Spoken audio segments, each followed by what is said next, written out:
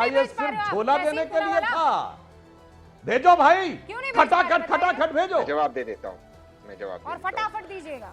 फटाफट देता हूँ, मैं तो किसी के बीच में बोलता नहीं हूँ। हाँ। नहीं, सुधांशु जी से मैं का शुक्रिया अदा करना चाहता हूँ। उनकी भी उम्मीद सिर्फ कांग्रेस और विपक्ष से के जो वादे किए वो निभाएंगे और भेजेंगे पैसा, खटाखट फटाफट भेजेंगे। अगर फटाफट जीएसटी के ड्यूज जो सूबे के वो क्लियर हो गए, सूबे के ड्यूज लेकर बैठी है केंद्र की सरकार। लेकिन दूसरी चीज, और मैं तो पूर्ण चीज से अपनी बात करना चाहता हूँ, खत्म करना चाहता हूँ। सुधांशु जी ने कहा कि दिल्ली के अंदर अलायंस टूट गया। अलायंस सिर्फ लोकसभा चुनाव के लिए, असेंबली के लिए था ही नहीं। आप लोग ने कांग्रेस सांगमा के साथ क्या किया? आपका अलायंस कैसा चल रहा है? आप लोग तो पार्टी को तोड़ते हैं। आप करें तो चमत्कार, हम करें तो गुनहगार। ऐसा नहीं चलेगा सुधांशु जी। हम जो कर रहे हो देश हित में कर रहे हैं। हाँ। आप जो कर रहे हो वो भाजपा हित में कर रहे हैं। ओके, सत्यप्रकाश जी, सुधांशु जी मौका दूंगी मैं। सत्यप्रकाश, गलती हो गई थी कि मुलायम सिंह यादव जी जब रक्षा मंत्री थी वो कांग्रेस की सरकार नहीं थी, वो समाजवादी घटक दलों की सरकार थी, कांग्रेस का समर्थन था।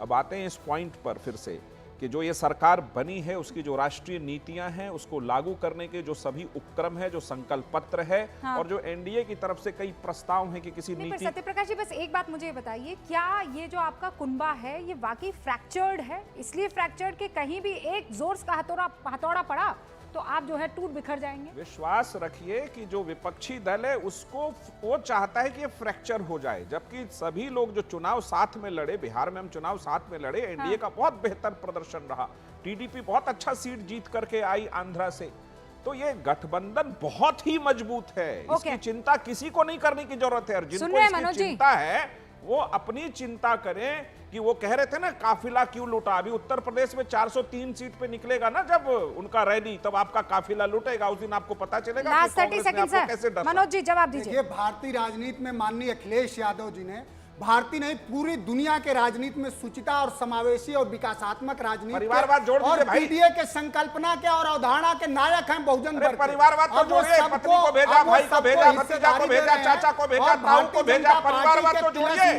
वो बोलते नहीं है, अब आपको बोलने नहीं दूंगा, आपके बहुतों को बोलने नहीं दिया। अब आप देखिए आपकी आवाज से ज्यादा तेज है मेरी आवाज। परिवारवाद जोड़िए, परिवारवाद, परिवारवाद, परिवारवाद, पति पत्नी बेटा भाई भतीजा नाती पोता। वक्त की कमी है, वक्त की कमी है। लेकिन अब एक आखिरी क्लोजिंग रिमार्क सुधांशु जी। अब सवाल जो है इसी बात पर है कि आपके हर एक मूव पर नजर रखी जाएगी, क्योंकि दो ऐसे जरा आपसे नाराज हुए तो फिर सबका सब बिगड़ जाएगा। 30 सेकंड में जवाब दीजिएगा। 32 सेकंड में।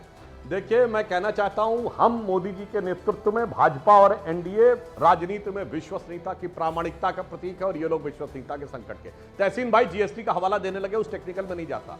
चलो भैया, आपने राहुल गांधी ने कहा था कि मैंने बिहार में सरकार से कहा देखो भैया तुम्हें तो जातिगत जनगणना करानी पड़ेगी, वैसे वो सर्वे था। हाँ। तो ये आरजेडी वाले प्रवक्ता बता दे कि उन्होंने राहुल गांधी कहने पे क्या, चलो अब कांग्रेस करवाए, उसमें जीएसटी करो, हिमाचल में करवाइए, बंगाल में करवाइए, दिल्ली में करवाइए, और कर्नाटक में तो करके रखा हुआ उसे जारी कर दीजिए। इसमें तो जीएसटी आड़े नहीं है भाई। क्यों नहीं कर रहे हो? कुल मिलाकर साफ नजर आ रहा है सुधांशु जी। सुधांशु जी, ये सवाल और जवाब अब और तीखे और सामने आएंगे। अंदर से कुछ और, बाहर से कुछ और नजर आते हैं। मेरे खुदा आगे की लाइन दर्शक खुद और समझ जाते, मैं बोलना नहीं चाहता। बहुत बहुत शुक्रिया आप सभी का हमारे साथ जुड़ने के लिए। वक्त इतना ही था, लेकिन अब असल राजनीति तो अब दिखने वाली है ये मोदी 3.0 में। देखते रहिए न्यूज़ 18।